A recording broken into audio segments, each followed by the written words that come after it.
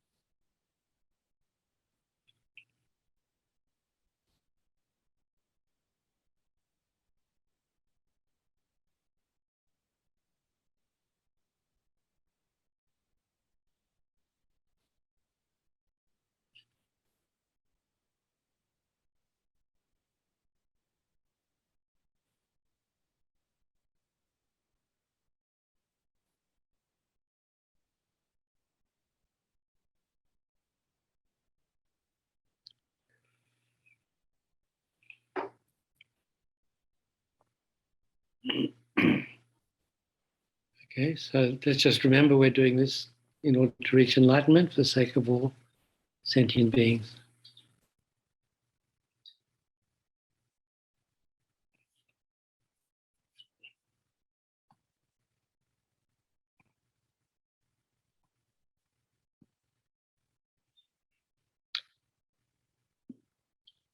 Okay, so before we were looking at the good qualities of the Buddha's holy body. And now, so this is still part of what is a Buddha.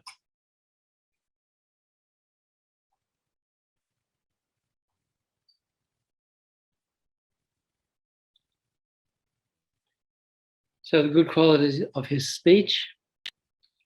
His speech has 60 nuances. One Tantra says of its fundamental characteristic, though he may say only one thing, it appears individually to the multitude. That's another way of saying you hear what you want to hear. Tsongkhapa, the embodiment of Manjushri, said in his view on the verses on the True One, should all the sentient beings of the world ask him all at once to resolve their doubts, he would, in front of each, simultaneously, with corresponding bodies and voices in an array, perform the deed of resolving their misconceptions. That means if various beings ask the Tathagata, the Buddha, different questions simultaneously, he would, with one utterance, simultaneously answer all the questions in each being's language and at the level of each one's faculties. Buddha taught the three versions of the Perfection of Wisdom Sutra, the long, medium, and brief, simultaneously. These three versions came about because of the extensive, medium, and narrow faculties of the disciples. Also, his speech can be understood regardless of distance. The Sutra on the Inconceivable Mysteries says that Moggallana traveled past, so he's one of the two arhats that stand to the side of the Buddha in many of the paintings. He was the disciple renowned for his psychic powers. He traveled past many Buddha fields by means of his miraculous powers to measure the carrying power of the Buddha's speech. But no matter how far he went, he could still hear it as though in front of him. Moggallana, therefore, could not measure the carrying power of his speech. His speech has other qualities, as the 150 verses in praise tells us. Your face is most fair to see, to hear the sound that from it comes, a voice like nectar dripping from the moon. Your speech is like a rain cloud to settle the dust of attachment. It casts out the snake of hostility like the Garuda.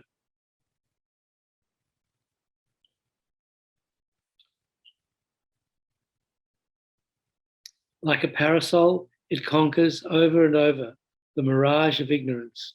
Like a vajra, it truly destroys the mountain of pride. You've seen reality, and so do not deceive. Because you do not err, you are consistent. Well constructed, so easy to comprehend, your speech is eloquent. Your speech towers over others. It wins over all who hear it. Even on later recollection, it removes attachment and benightedness. It inspires the destitute, protects the reckless, and sobers the ecstatic. Thus, your speech is suited for all. It gives the scholars joy, develops the minds of the mediocre, and destroys the mental haze of the inferior. Your speech is medicine for everyone. However, this is not all. The mysteries of enlightened speech are infinite, such as also performing the actions of the enlightened body and mind.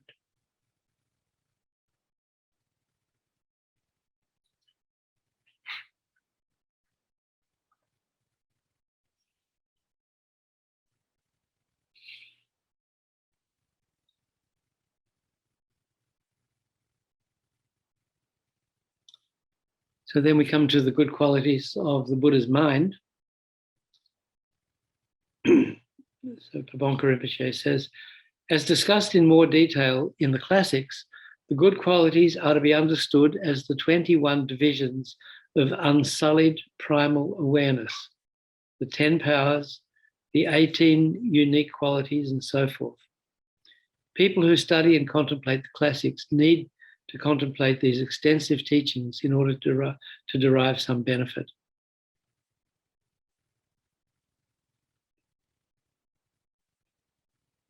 In short, there are two types of good qualities, those that come from omniscience and those that come from love. Because Buddhas are omniscient, even when in meditative absorption on ultimate truths, they are aware of and perceive all knowables as plainly as they would a myrobalan fruit resting in their hands.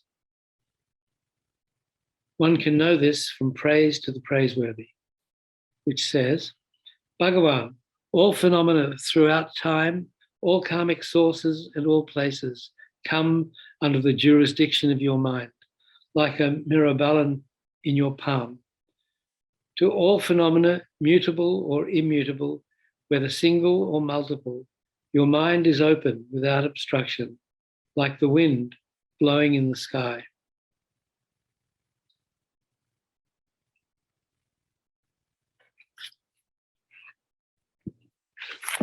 Once, a Sakya called Nandaka died. The priests summoned the dead man while they performed the funeral rites. The dead man's form manifested, and the priests gave it food and drink. It behaved just like Nandaka. The man's relatives thought it was really Nandaka, but our teacher told them it was a likeness of the dead man created by the celestial musician Vyapaka, the Yaksha, Paryasanakama, and so forth. But the relatives did not believe the Buddha. So our teacher invited each of the Shakyas to bring a small packet of grain. Each was to put his household's own identifying marks on his packet. So many Shakyas offered packets of grain that they would have loaded down an elephant. Buddha identified each one, saying, this is so-and-so's, without making a single mistake. This caused everyone to believe.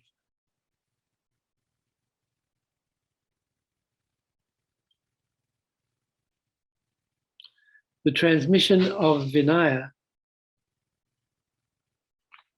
The transmission of Vinaya tells us that if all the trees in the world were burnt by fire and their ashes stirred under the ocean for a long time, they could be given to the Buddha and he would recognize each correctly without confusing one with another. He could state that the ash was from the wood of such and such a district and from such and such a tree, and know everything, even whether it had come from the top or the base of the tree. The miraculous power of the manifestation of the enlightened body is its ability to show an emanation to each of however many disciples there may be, 10 million, 1 billion, or whatever. The miraculous power of the enlightened speech is its ability to speak to all. As I've already said, it teaches Dharma simultaneously in each sentient being's language and according to each one's wishes. The miraculous power of the enlightened man's single-pointed concentration is as follows. The miraculous power of the enlightened mind's single-pointed concentration is as follows. When our teacher has a worldly thought, the minds of other sentient beings, even ants, come to know the thoughts of others and understand what the Tathagata means. But when he has a supramundane thought, even bodhisattvas in their final incarnation cannot understand the Buddha's thoughts.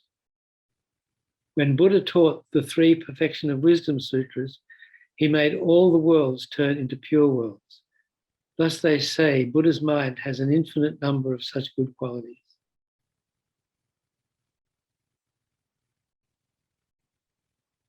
His good qualities of love are described by the 7th Dalai Lama. Some persons may be evil, others may be ruled by anger and intend to murder, but you always think of beings as your children. You have put far away any thoughts of doing harm. The love I have for myself cannot compare with your mind's reign of compassion.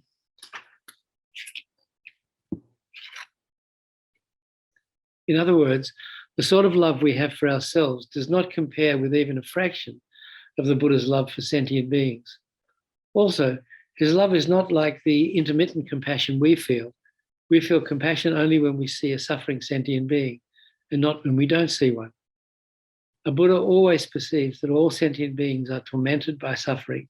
His great love and compassion toward them is uninterrupted, always operating. For a Buddha's compassion comes ultimately from the force of his familiarization with the training since he first entered the path. This is what is meant when the 150 verses of praise says, all these beings are no different, they are bound by delusions. You have been bound a long time, while by compassion to liberate deluded beings.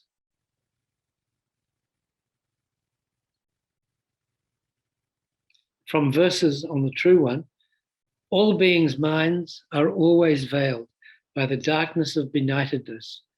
The holy sage sees all inmates of samsara's prison and develops compassion.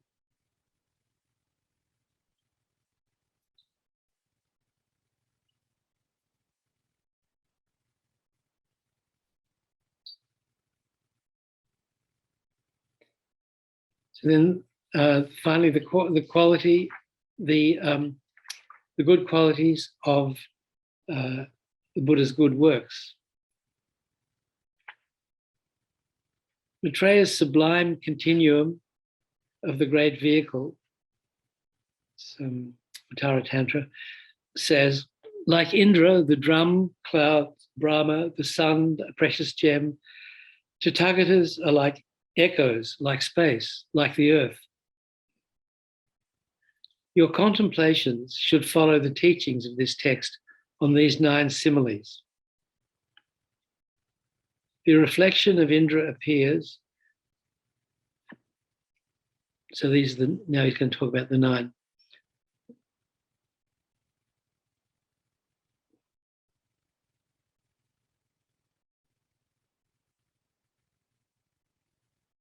Here we have a teaching on these 9 similes by Ringu Tulku on I think it's on the website teachingsfromtibet.org. Your contemplation, the reflection of Indra appears without any dependence on effort or conceptualization on Indra's part on the lapis lazuli surface at the top of Mount Meru. When the lesser gods see the reflection, they think, I shall act so as to obtain the same. They will then amass the causes to gain the state of an Indra, lord of the gods. Likewise, when we see the body of Buddha adorned with the marks and signs, we think of gaining such a state and attempt to accumulate the causes for this to happen. These are the good works of the Buddha's body. In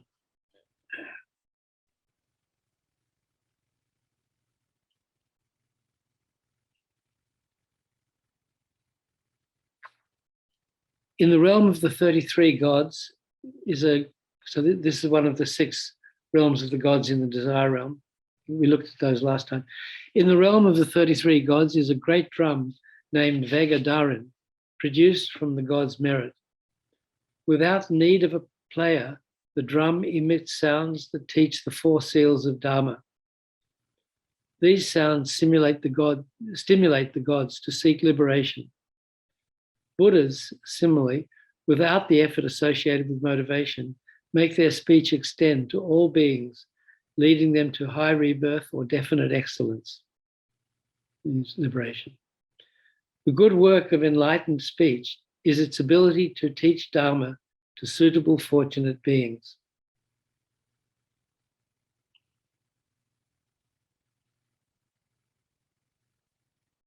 Rain falls from the clouds and the crops grow.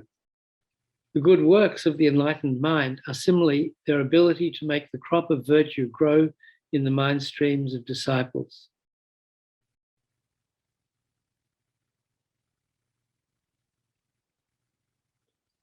The miraculous body is revealed in order to subdue sentient beings.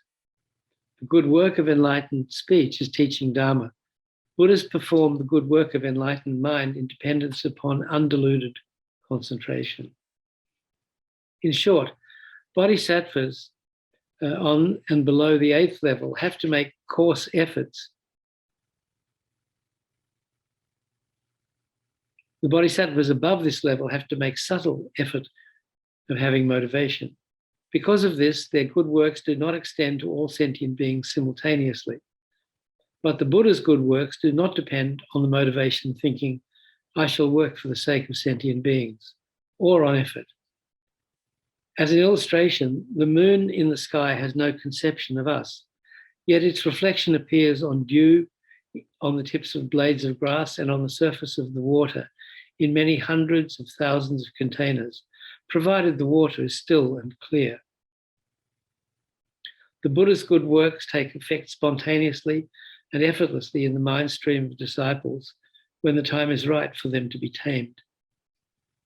In fact, the cause of the phrase Buddha's good works itself is the primal wisdom truth body acting as the environmental condition. These good works thus arisen are taken to be one with the Buddha's perfectly pure good qualities. So all that's a lot, so all this is stuff that needs to be read again and again and thought about and meditated on and ultimately realized.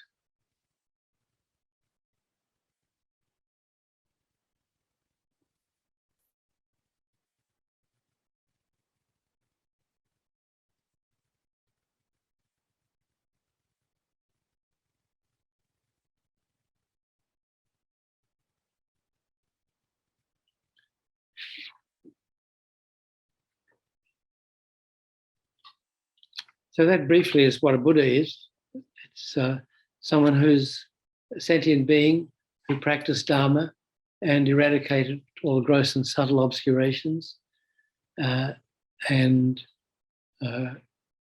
attained Buddhahood. And as a Buddha, has all these good qualities of body, speech, and mind and activities, and the ability and the wish to help all sentient beings, whatever their level, according to sentient beings' karma.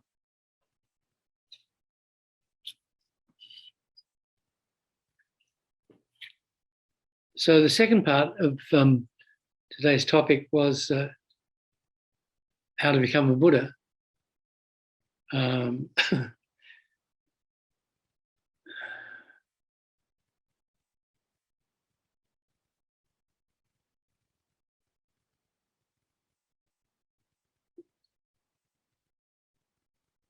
The way we're taught is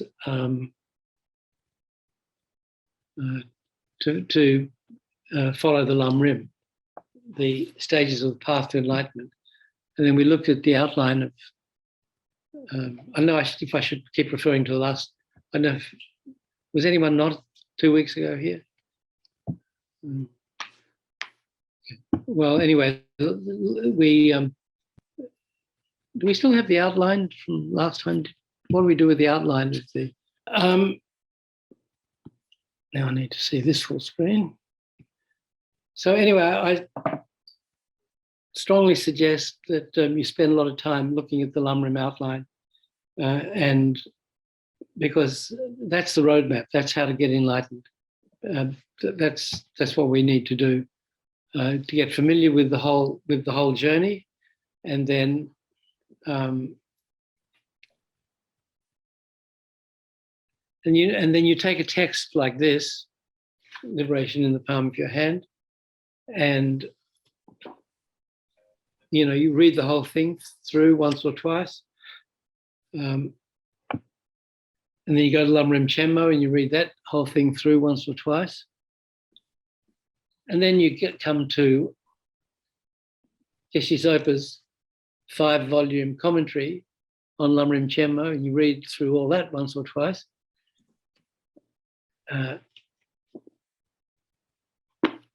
Okay, then you take a year off and go to Goa and lie on the beach. And then you come back and you start again reading,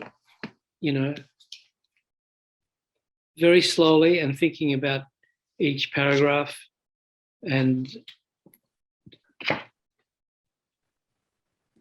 trying to decide whether what it says in the teaching is true or not, and then meditating on the conclusions you reach, provided the conclusion is that the text is correct.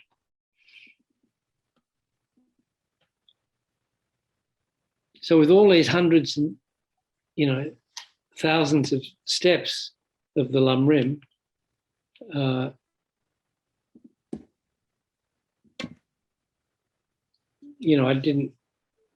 have it on this. You can see, this is just a tiny fraction of it.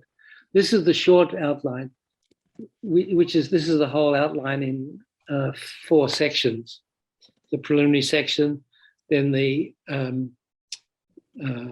paths of the practitioner of least, intermediate, and greatest capability.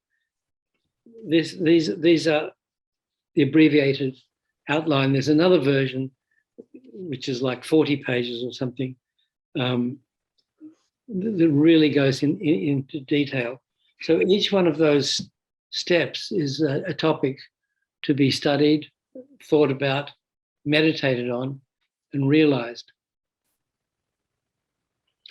So a realization is, I think I mentioned this before, Lama Tsongkhapa was able to, I think even from a young age, I think he went into retreat when he was 10 and he saw Manjushri, not like we see each other here on the screen. He saw him in person, like 2 people meeting in the same room, and was able to ask him questions. And one of the questions he asked was, how do you gain realizations? Because a realization is it's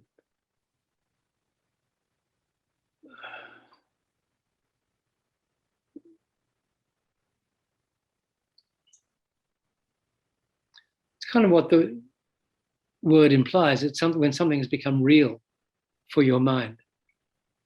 It's you've realized something. It's a deep understanding, and from the point of view of Dharma realizations, it's something that never really leaves you. You know, so if you have a realization, even if you're not, you know, you miss a few human lives, but again, next time you're born human in contact with the Dharma, it can easily arise without having to go through as much effort as it took the first time to get it. And so, you know, we develop these three levels of wisdom: the wisdom of hearing something for the first time, and the wisdom of, so, you know, when you hear something new, like, you know, the mind is beginningless or something like that, that you never really heard before, you never really occurred to you before. That's the wisdom of hearing. When you learn something that's true for the first time. And then you might have doubt about it. Oh, I never heard that before. Maybe it is, maybe it isn't. So then you think about it, what we call analytical meditation, to decide whether that particular thing is true or not. And then, and through coming to a definite conclusion, okay, it's true, you know, the mind is beginningless. Since that is not something that you've always believed or you've always known, you need to focus with as much concentration as we can muster on that correct conclusion. So you think, oh, mind is beginningless, then you think of the pros and cons and what are the implications of that, and you know, the different ways to analyze. And then when you come to the conclusion, yeah, the mind really is beginningless. Wow, you know, never really understood that. But if you just leave it at that, that understanding is kind of weak. You know, like Lama used to say, it's just it's a little candlelight of wisdom in a hurricane. You know, as soon as the wind gets it, it's gone. You know, so our initial understanding of things is pretty weak, and we need to strengthen it through meditating and thinking about it again and again. And that's why you know, stabilizing meditation, or, you know, concentrated meditation, you know, as we've talked before about the Shinny chart, how to attain, develop concentration. It's so important because the better our concentration, first of all, the better we can analyze stuff. Our mind doesn't wander. We can just keep following point after point where one thought leads to another. And then when we come to the conclusion, we can just focus single-pointedly on that and really sort of burn that correct understanding into our consciousness, so that wisdom displaces ignorance. So at a certain point, at the beginning, we are ignorant of whatever particular topic is. And like I said, there are hundreds, thousands of steps on the Lam Rim that we can call a topic, you know, something to be read or heard about, something to be thought about and concluded on, and then something to meditate on. So we have the wisdom of hearing, the wisdom of contemplation when we come to the conclusion, and then the wisdom of meditation when we focus single-pointedly on the correct conclusion and gain a realization of it. So with the way the Lam Rim is set up, we need to realize things in the order that it's set out. That's the logical way to bring our mind to enlightenment, step by step by step. And as I mentioned before, you know, the thing about the mind is that the more the more you become familiar with something, the easier the more easier it is to remember and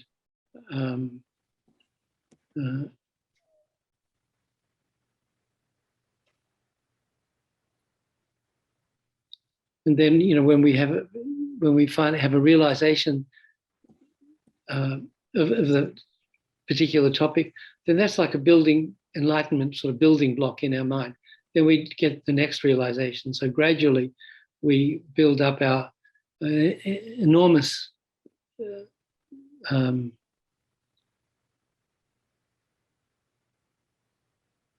store of wisdom gradually like that. So Lama Tsongkhapa asked Manjushri, how do you get realizations? So Manjushri said, yeah, well, that's the way. You know, meditating on the path is the seed of the realizations, but they're not going to grow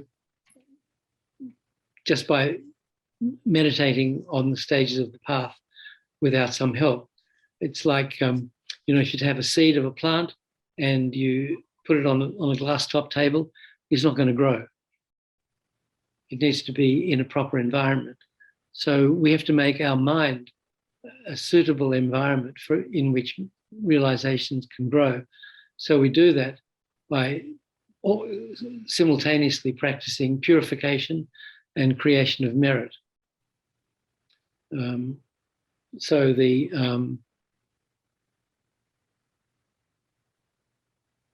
essence of purifying, creating merit is the 7-limb practice. You're all familiar with that, I guess. You know, prostration, offering, confession, rejoicing, requesting the Buddhas or teachers to live a long time to the end of samsara, and then 6th, for them to teach, to turn the wheel of Dharma, and then dedication of merits. So, you know, prostration, offering, confession, rejoicing, requesting, beseeching, and dedicating. So those 7 practices contain the essence of purification and creation of merit. So we do those, you know, if you do the Lama Tsongkhapa Guru Yoga, that's a slightly expanded 7-limb practice. The Guru Puja is an even more elaborate 7-limb practice. So you'll find these 7 limbs, you know, sneaking around in all kinds of different practices that we do. And, you know, they're very important practices, because if we fertilize a field properly, then the crops will grow easily and well. If we don't prepare our mind, we just read the Lam Rim and think about it, it's not going to send down deep roots into our consciousness.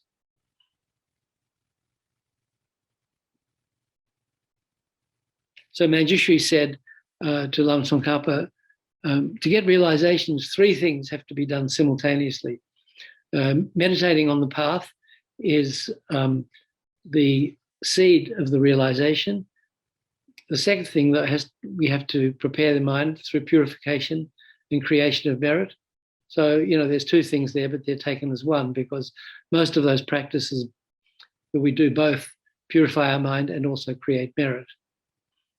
You know, some are more purifying, some are more creating merit, but basically they all do both. So that's considered as one thing. And then the third thing he said was, you have to meditate, you have to make requests to your guru as one with the deity. So now he's talking about Vajrayana, you know, Buddhism, the tantric path, the quick path to enlightenment, you know, for those bodhisattvas of superior intelligence and unbearable great compassion. You can't stand for a moment that sentient beings are suffering.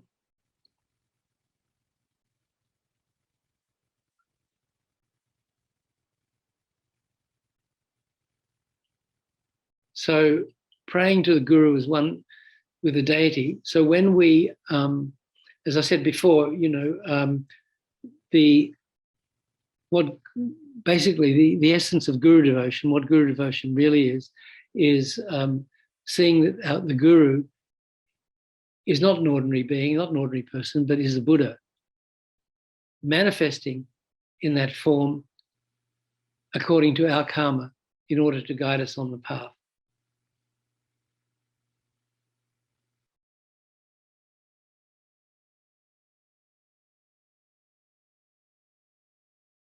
So that's one of the two hardest realizations to have. I forget what the other one is. I guess I don't have it. Maybe the subtlety of karma, something like that. Compared to realizing the guru is the Buddha, is much harder than realizing emptiness, for example. So, it's a tough one. But again, it needs a lot of purification, creation of merit, and then meditating on the teachings on guru devotion. And the most extensive teachings that I've seen in English anyway are Lama Zopa Rinpoche's teachings on guru devotion in the book, The Heart of the Path. So, the Lamrim outline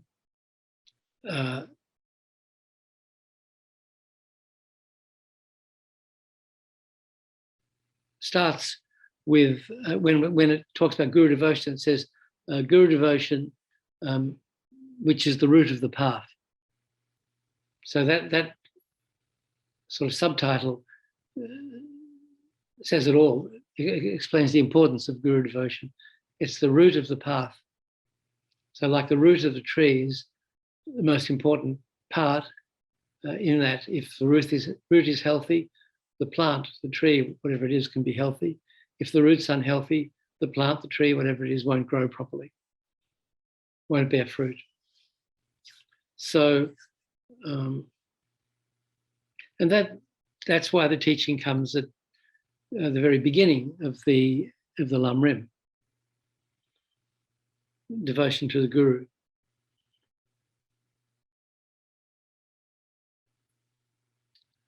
So, also, as I mentioned before, if we want to practice Tantra, we need to have initiation. The transmission of the practice from a qualified Vajra Guru has to give it. It's also known as initiation or empowerment. We're empowered to practice the meditation on this deity. We're empowered to recite the sadhana, the little text that, little or big, there are all kinds of different lengths of sadhanas. Sadhana is translated as method of accomplishment. So when we receive initiation into, say, Manjushri, then we can practice the Manjushri sadhana, the Manjushri method of accomplishment, where we're qualified to receive commentary on the practice of Manjushri. If it's a highest yoga tantra deity, so there are 4 classes of tantra, Kriya, Charya, Yoga, and highest yoga tantra. So mostly, in my experience, that when the lamas are giving initiations, they only give a Kriya, which is the lowest of the 4 levels, or the highest yoga tantra, such as Yamantaka or Haruka Chakra Samvara or Guyu Samaja or Kala Chakra, Chittamani Tara. So when we take the highest yoga tantra initiation, we take tantric vows. So those are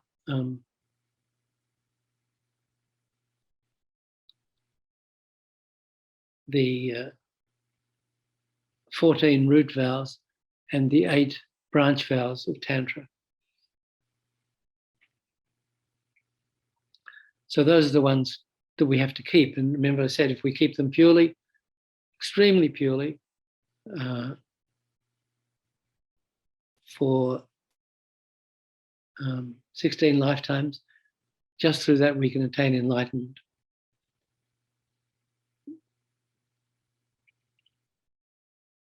But they're difficult to keep. So we do these other practices. And in Hatha Yoga Tantra, there are two stages of practice. There's a generation stage where we generate ourselves as the deity, and that's kind of, in a way, the essence of tantric practice. And that's what we're permitted to do if we've received the initiation or the empowerment. We're allowed to visualize ourselves as the enlightened being in the aspect of the deity. And then we generate the environment as the mandala of the deity. And then all the sounds we hear are the mantra of the deity.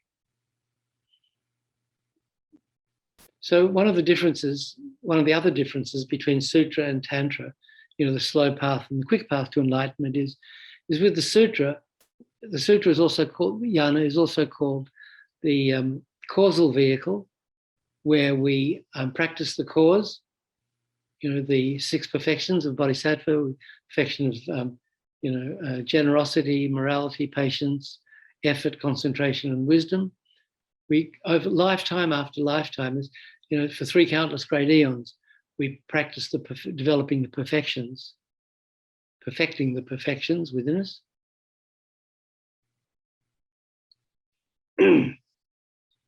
So we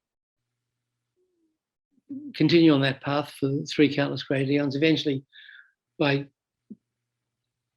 creating the cause, we eventually attain the result.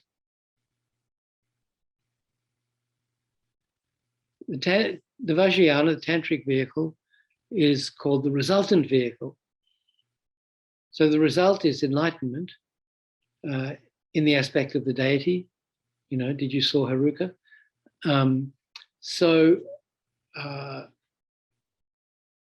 It's called the resultant vehicle because we take the result as the path.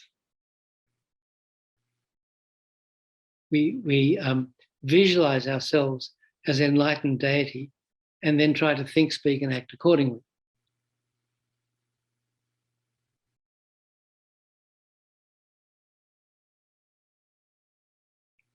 Similarly, because our guru is a Buddha, and if we're practicing Vajrayana, we'll see the guru as a Buddha in the aspect of the deity that we're practicing, in the aspect of the deity into which our guru initiated us.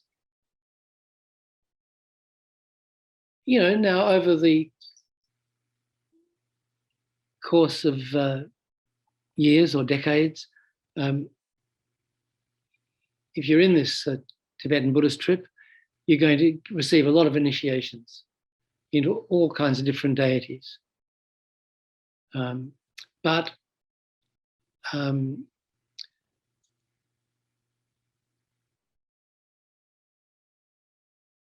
at the beginning or a certain point, your guru is going to tell you to which deity you have the strongest connection, and that then becomes your personal deity, your mind-bound deity, or yidam in Tibetan. Yidam, mind-bound. It's bound to your mind. So you do practice that deity, you visualize yourself as the deity, and so forth, and you can visualize your guru as the deity, as enlightened being.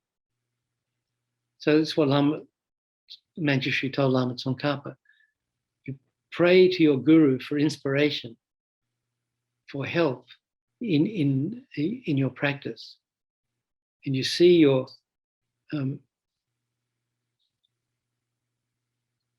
but you don't pray to your guru as this fat little monk or whatever he is. You pray to your guru in the aspect of the deity, or as an old Tibetan man. You see your guru as Haruka, or whatever your deity is. So then you pray for guidance, so that you open what Rinpoche Lama Zopa calls your devotional hole. Open up your mind, let the light kind of shine in.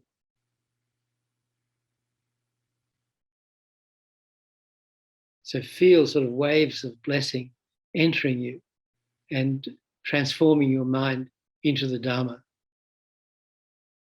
As you know, one of the Lamrim prayers says, you know, may my mind become the Dharma.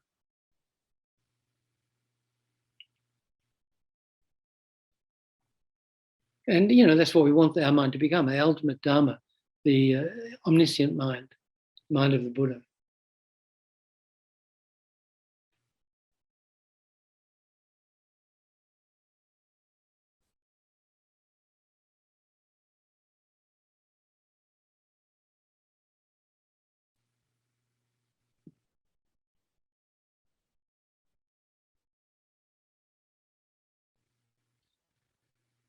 So now there's, so this is the usual, I didn't get it off the shelf, but there's this translation of liberation in the palm of your hand. Did I finish that thought?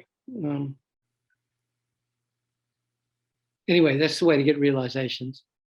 By meditating on the path, by purifying, creating merit, and praying to our guru as one with the deity, and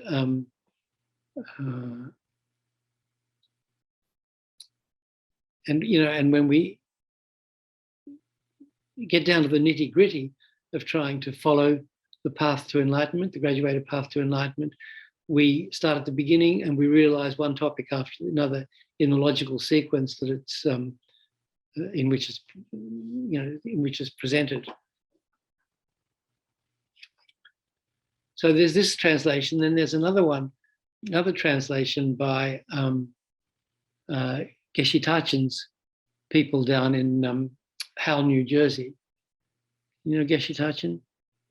Geshe Losang Tachin. He was, he and Ribush were two of the last living disciples of Pabonka Rinpoche. Certainly among, you know, His Holiness Trijang Rinpoche was a direct disciple, but he passed away in 81. I forget when Geshe Tachin passed away. Might have been 20, maybe around the same time as Ribu Rinpoche. Ribu Rinpoche passed away early this century, I think. I'm not sure. Anyway, Geshe Tachin, His Holiness Trijang, and so they were both disciples of Trijang Rinpoche, of course. And Trijang Rinpoche had asked Geshe Tachin to translate Liberation in the Palm of Your Hand. But they knew that we were also working on it, on that translation at Wisdom Publications. So I remember they contacted us, I don't know, about 1990 or something, about a year before we brought the book out, and said, look, they've been working on translating their text, but they didn't want to bring it out and kind of preempt Wisdom or compete with us, but would we mind if they also published it? So what are you going to say? So we said, sure, go ahead. So they did. It's called Liberation in Our Hands. That's in 3 volumes. I don't know if you've seen it or not. I think it's excellent to have both translations because they differ slightly. So not wildly, just slightly, but you can have a couple of different takes on the same topic. So sometimes it's nice to have that extra reference. And also in so that's called Mahayana Sutra and Tantra Press. And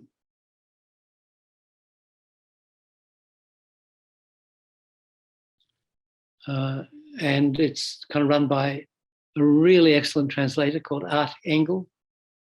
He recently translated the Bodhisattva Bhumi. Did I show you that or not? So anyway, so their version has excellent footnotes, and this translation is translated by Michael Richards, an Australian guy who was in Dharamsala for a long time. And then he worked on his translation with Achok Rinpoche, who was a great incarnate Lama he was a librarian at the Library of Tibetan Works and Archives in Dharamsala. Had excellent English. He came to Boston many years ago, not long after we started Kurukula Center. It's about 30 years ago, I think, and he gave some teachings here. So he went through this manuscript with Michael, and when they presented it to us, there were tons and tons and tons of footnotes. We thought there were too many, so we made Michael take a lot of them out, much to his chagrin. And then these other guys came out with their 3-volume version with tons of footnotes. So I think Michael had footnote envy. But, I'm someone who actually loves footnotes, so I don't know why we decided to do that. Maybe to save paper, I don't know. So anyway, so the other version, Liberation in Our Hands, is called the Mahayana Sutra and Tantra Press. Did I say that? They have some excellent publications too. Just, small, they just do. I mean, I don't know if they've done any for a while actually, but there's some very nice books. There's there's a whole book on the 12 links of dependent origination called King Udriyana and the Wheel of Life, and another teaching on mind training, or 7-point mind training. And anyway, if you Google it, Mahayana Sutra and Tantra Press, you'll see what they do. So not only does that book have great footnotes, but also they have some nice appendices. And one of them is another text, short text, by Pabonka Rinpoche called How to Meditate on the Stages of the Path to Enlightenment. It's Appendix F in their books. So the subtitle is A Teaching with Special Emphasis on the Methods of an Experiential Instruction Expressed Openly and in Plain Words, as if pointing with a finger to each element of practice. So basically it talks about how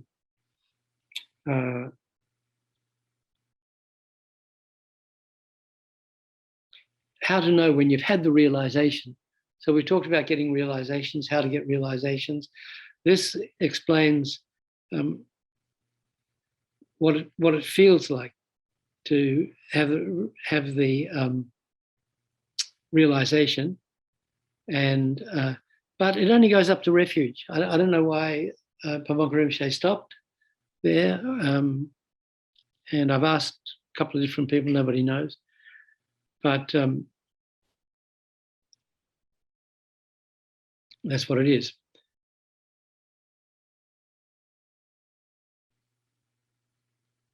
So it's, I don't know, it's not sure how many pages it is, but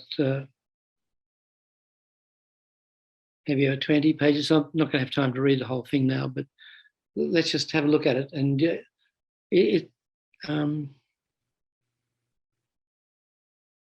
I think it's on our website, lamayeshi.com, or teachingsfromtibet.com or .org. Did you put that link in the chat? Which text you're referring to last? Which one is available on Lama Yeshe website? And I'll grab that. How to meditate on the stages of the path to enlightenment. I don't know how you find it exactly. Yeah, I'll get it. Sometimes the search is not very good on lamayeshi.com. Sometimes you just put Lama Yeshe on Google, you put Lama Yeshe and then the name of the text will find it quicker. I think I do have it. William has a question, Dr. Nick. Okay, sure.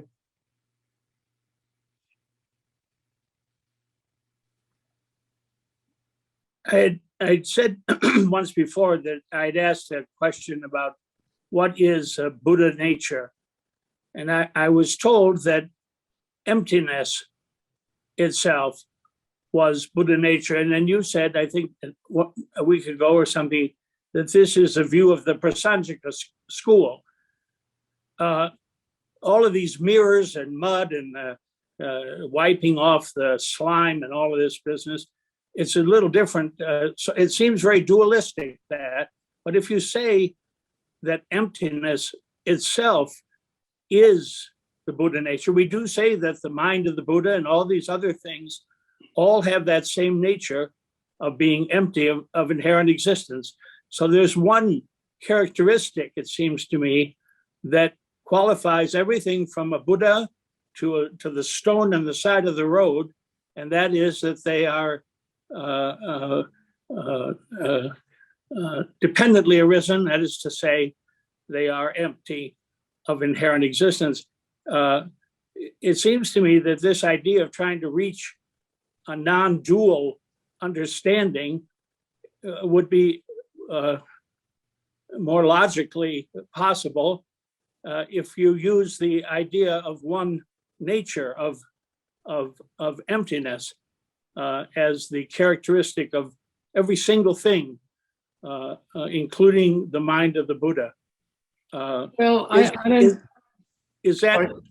Yes, please No, respond. go ahead. Go ahead. Finish. Sorry. Well, no, it just seems to me that if I'm wiping slime all the time,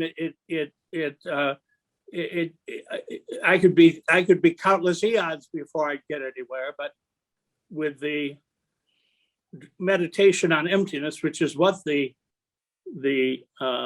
concentration is meant to do, I understood, was to use that samadhi of concentration to meditate on the nature, the one nature of things. I don't understand. I guess it has to do with karma. I would imagine that karma too must be empty of inherent existence, and all permanent things like emptiness or space or anything else, all of them are also empty of inherent existence. There is no thing, I don't believe, that is not empty. Is that true? And if so, then why would we not take that as the object of meditation? Well, first of all, I don't think I said the clear light nature is emptiness is a clear light nature of mind. Emptiness, like you said, stones have the nature of emptiness. They don't have. They're not clear. They don't have clear light nature. It's well, if the mind of clear light nature is not empty, then what is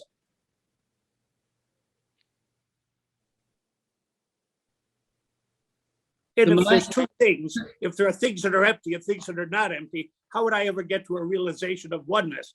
If the clear light mind is not empty, then it must be something other than emptiness. No. What is it? What is it? The clear light mind. It's an idea out of another school of Tibetan Buddhism. If it's not empty, tell me what it is. No, I didn't say it wasn't empty. All phenomena are empty of inherent existence. But then so is the clear light nature of mind. So why do we have to even say that? Why don't we say that emptiness is the final nature of all phenomena, the nature of the Buddha's mind, and the nature of your mind when you realize, first of all, emptiness, and then when you become a Buddha as well, through all of those stages. But the emptiness of the stone is not clear light nature of mind. But it's empty. Exactly the same clear light nature of mind. It's the same emptiness. In that it's a dependent. My corner closet is not the vastness of space, and yet it is empty of inherent existence, just as space is empty of inherent existence. They're exactly the same in that regard. Yes.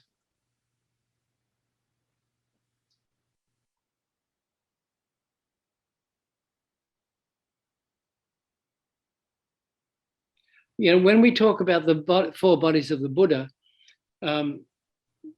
we talk more about the Sambhogakaya and the Nirmanakaya as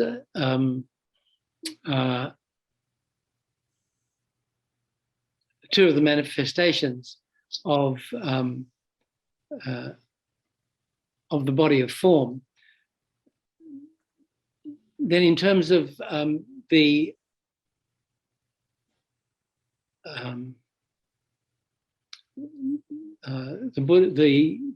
Buddha's mind, enlightened being's mind, there are also two kayas related to that. There's the Dharmakaya, the wisdom Dharmakaya, which is the omniscient mind of the Buddha. But that omniscient mind of the Buddha is empty of inherent existence, like everything else. And that emptiness of the enlightened mind is called the Svabhavakaya. Well, sometimes it's called Svabhavikakaya, Svabhavakaya. So that is the ultimate nature of the enlightened mind. So, but it is the same as empty. Is it something different from emptiness? Is it not empty? I mean, if you tell me there's emptiness and then that there's something else other than emptiness, then you have a duality. That's so. I want to avoid duality. Okay. I mean, don't you? I mean, don't we want to realize the oneness of all things? How would we know everything if we didn't know that? All phenomena, ultimately, all phenomena are empty, and as they say, what do they say, of one taste? But conventionally, they still have their various different appearances and different functions. Yes, but not their final nature. And the Buddha, they say, sees the light switch on the wall that functions and goes on and off if the light bulb's any good and you have electricity, and sees that not as a functional thing, but rather as empty of inherent existence. There's no difference. I mean, isn't that what we want to see too? Well, yeah, nobody knows, none of us know how the Buddha see things or how they experience light switches or the nature of the mind. But and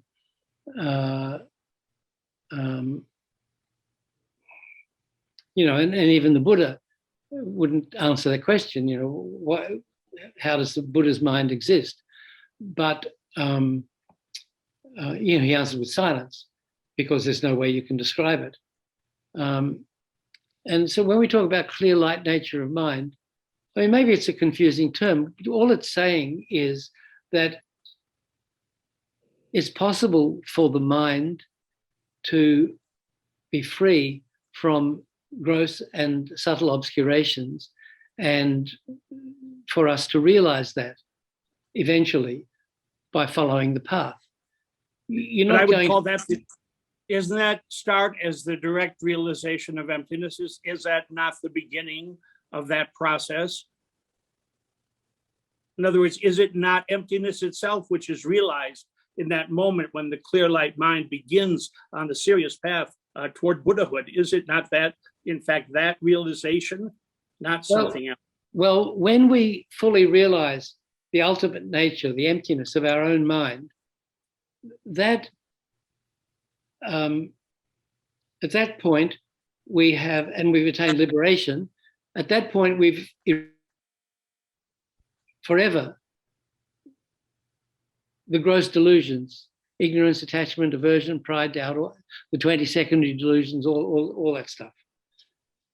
And wait a minute. Okay, sorry. And we've attained liberation, but we're not enlightened yet, because we have subtle obscurations. There's all these countless billions and trillions and gazillions of phenomena whose emptiness we have not yet realized. So then we have to begin realizing the emptiness of stones, of light switches, of the moon, of all other existent phenomena. That happens on the as we traverse the 10 bodhisattva levels, as we meditate and get a deeper understanding of ultimate reality of other phenomena. So that's why the gross obscurations are called the obscurations, the they're called kleshavarana, the obscurations due to the delusions. Mhm. Then the other ones, the subtle ones, the Nyayavarana, are called obscurations to knowledge. That is, they come from the imprints that operating under the influence of the delusion since beginning of this time. Start again. Our minds operating under the influence of the delusions, ignorance, attachment, aversion, blah, blah, blah, since beginning of this time, leave imprints on our consciousness. And so even when we realize the emptiness of our own mind, those imprints are still left. Yes, and that in the Abhisamayalankara, those are purified up until the 8th level. And at the 8th, once you achieve the 8th level, then there's no falling back, no matter what. At that point, you can, in one meditation session, as I recall, you can go from the 8th to the 10th level and realize Buddhahood, but you may not. You may stay there. But yes, of course, there are subtle, but there's no returning to samsara after the direct realization of emptiness, because you know that all of the things that you would grasp at have one nature. So if you have one nature, everything you want or are averse to has exactly the same nature. Obviously, there can be no longer be any attachment or aversion, Well, because you've eliminated it by realizing that you and the thing you would like to have and the thing that you're averse to have exactly the same nature. So it's like saying, well, everything is shit. So why would you want to have shit? Because everything is shit. There's no possibility to any longer have attachment or aversion, or the ignorance that causes attachment or aversion, because you realize there is not nothing to be had, but only the one thing to be had or to be averse of. Well, so, you can say all that, but the simple way to put it is, once you've fully realized emptiness, attained liberation, you can't go back to samsara because there's no cause, because the cause of samsara is ignorance, and you've eradicated that. So that's a simple way of putting it. But in terms of realizing, the ultimate nature of all other phenomena than the mind, that's a process that occurs going as you progress through the bodhisattva levels. I don't know about jumping from the 8th to enlightenment just like that, because usually when you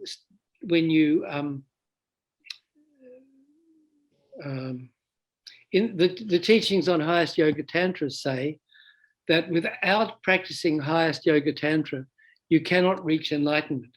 So even when you reach the 10th bodhisattva level, if you're following the sutra path, somehow you still have to practice highest yoga tantra to attain final enlightenment. I'm not sure, honestly, I don't know how that works exactly, but that's what's taught. But eventually you have to practice highest yoga tantra before you reach enlightenment. So I don't know that you're going to jump from the 8th bodhisattva. Well, I seem to recall reading the Abhisamayalankara, and it was in that, in the Konsei translation years ago, that I believe that it said that once you have achieved the 8th level, from which there is then no falling back at all. I don't know whether you can fall back after you have just the initial realization of emptiness, but after the 8th level, certainly you cannot. And it said that within one session, now I don't know what that being, who that being would be, who having achieved the 8th would still have to do whatever other, I mean, there are subtleties in the 8th and the 9th to get to the Buddhahood too. But I may be wrong. I mean, I can't say that my memory is perfect, but I do seem to recall reading the Abhisamayalankara. Now, there are many, many other texts, and you're obviously referencing other ones, but it just seems to me that the key, when you talk about merit and all the other things, if you read the Prajnaparamita Sutras, if you copy one word, if you do this, I mean, the amounts of merit that can be attained through this promulgation of the idea of emptiness alone is infinite. You don't, obviously you can't reach enlightenment in one lifetime unless you're able to create enough merit to do so. And so through the practice of all beings and through the practice of these other Mahayana practices, you can then very quickly, the grains of sand, all of these things, copy one word of this sutra, and you will have gained more merit than the sands of the Ganges, and so on and so on. So obviously, if this is true, then that would be the way to do it. And it all involves the idea of emptiness as being the clue. Please correct me if I'm wrong. Well, I'm still not clear on what the bottom line of what you're trying to say, Bill. That if Buddha nature is in fact emptiness, which is my first point, then it would follow that by realizing emptiness in various degrees of grossness and subtlety based upon your faith and ability as a practitioner, your past lives, or whatever else would be involved in it, that the threshold stage after all the two preparatory gate, the paragate is the entry into the direct realization of emptiness, and that's the first step. There, all the rest of the steps I would say are preliminary steps, and that's so more than a bottom line. That's another essay. Oh, well, who says emptiness, clear light nature is emptiness? The Prasangika school, you said that yourself. I didn't say that. When did I say that? When I had told you before, either here or in the Kurukula, that I had been told when asking the question, a text was brought to me that said the Buddha nature is emptiness. And then you said later, this idea of the Buddha nature is emptiness is the view of the Prasangika school. And these people that brought me that text are practitioners of the Prasangika school. So I took that to mean that, yes, that was true because I heard it reiterated by you. Now, if that's not true, then... I don't remember saying that, and I don't remember thinking it. But I think... What is the view of the Prasangika school then? In terms of what? Buddha nature.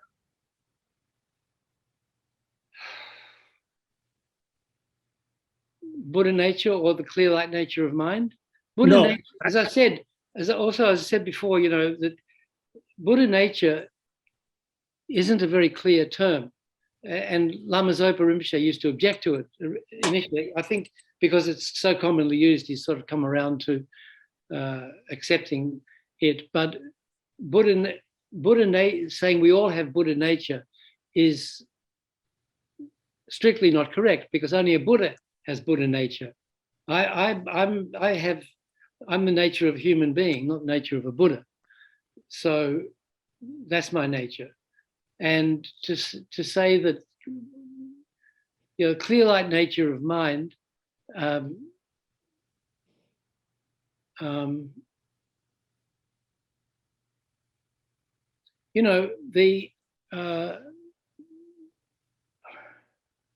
we talk about the death process, as a person going through a natural death that's not sudden or traumatic, and we don't have time to go through it in detail now, but there are there are eight stages, as the power of the elements, of the earth element. This is the Bardo practice, and there's a clear light moment in that time. Yes. So there's the dissolution of the so-called dissolution of the elements. As one element weakens, the next one becomes predominant. So it's earth, water, fire, and wind. And then there are four internal visions, there's the white vision, the red vision, the dark vision, and then there's the clear light vision. So the yogis, and His Holiness said he practices this death process, I think he said 8 times a day. And it comes, and I think the context for that was probably that it comes in most, if not all, highest yoga tantric sadhanas. There's a stage where you go through the death process before you arise as the deity. And so that's taking... but that's also said, all things become empty, and then you arise as the deity. Yeah, so there's, if you go into detail of that, it actually, you go through, you can practice the death process, these 8 stages, and it's called taking the 3 kayas as the path.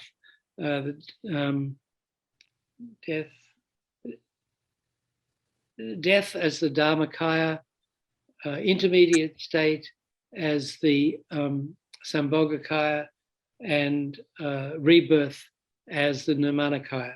Anyway, this is highest yoga tantra practice. I don't know much about it. So the yogis, tantric yogis, practice this over and over again in order to become intimately familiar with the death process, so that, because at the moment of death, when the mind finally leaves the body, the clear light nature of mind manifests. But, you know, in most sentient beings, extremely briefly. And it's the only time that it manifests during life, which is at the very last moment of life. And, you know, nobody even knows it. But what the yogis are trying to do is to become so familiar with the death process that when the clear light nature of mind arises as the final part of the death process, they're able to stop the process there and focus on the clear light nature of mind. And with that, and that's because that's the most subtle level of mind. You know, the mind has 3, from tantric teachings, the mind has 3 levels. It has the gross level, the subtle level, and the most subtle, the extremely subtle, the most subtle level of mind. The most level of mind is the clear light nature of mind.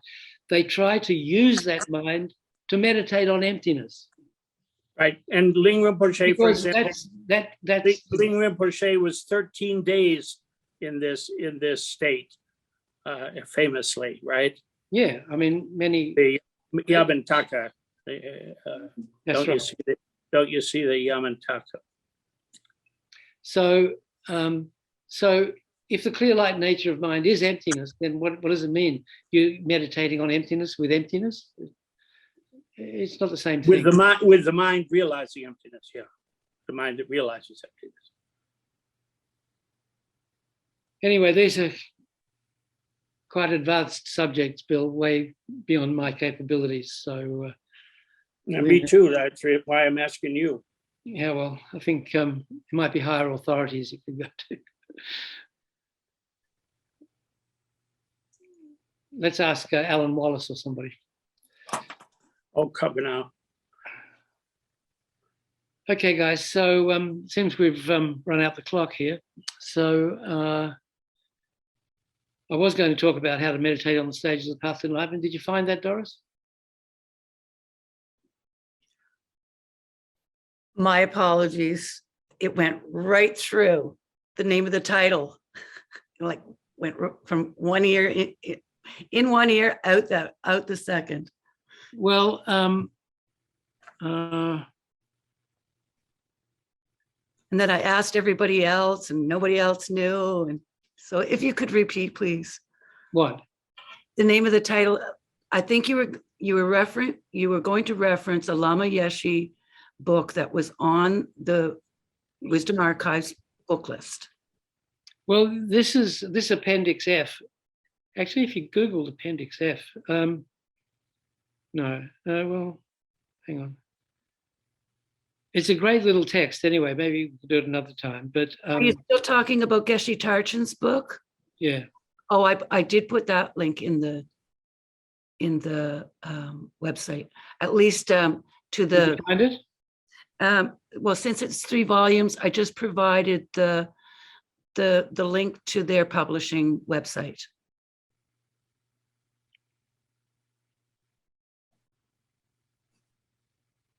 I don't know what to say. Anyway, maybe we'll look at it another time.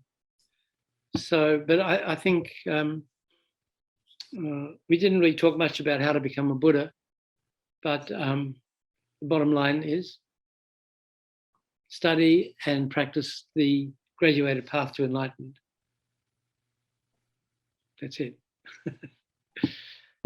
So thanks again for having me. You know, hope it wasn't too disorganized. And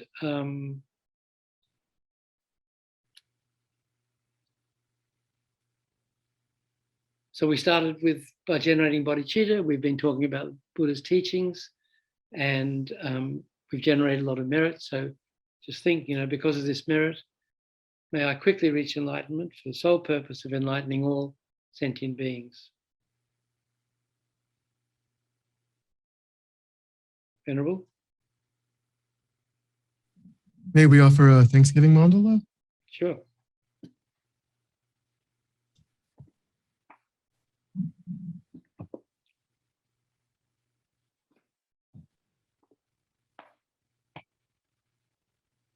This ground anointed with perfume, strewn with flowers, adorned with Mount Meru, 4 continents, the sun and the moon. I imagine this as a Buddha field and offer it. May all living beings enjoy this pure land.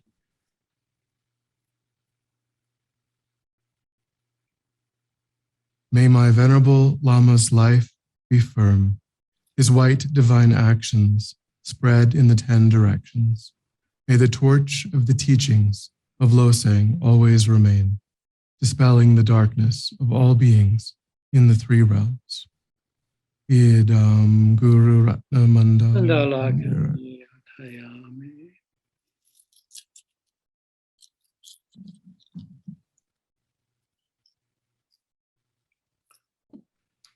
Would you lead us in dedication and prayer, please?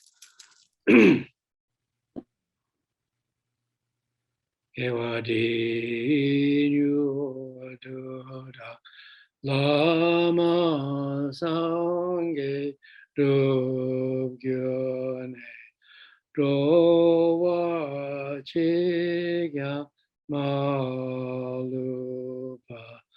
De Sala Gopasho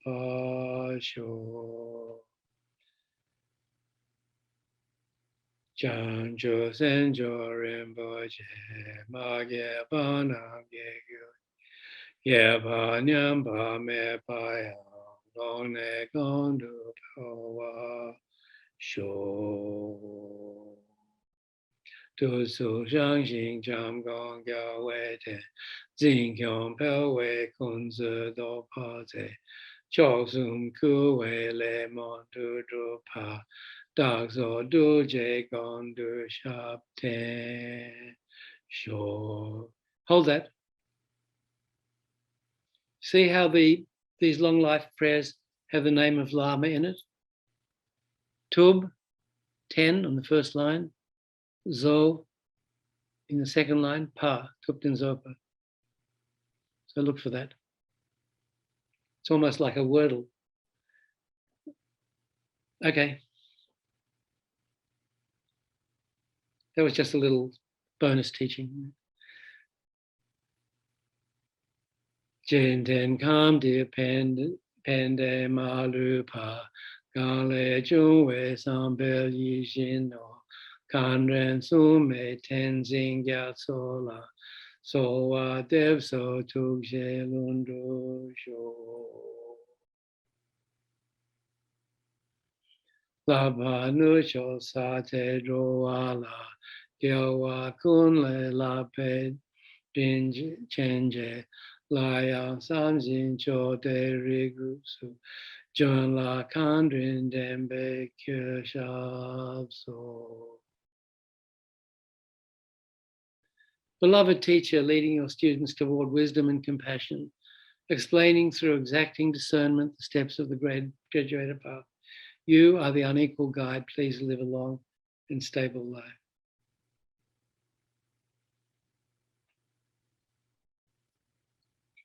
There we are. So thanks again, you guys, and practice Dharma, I say.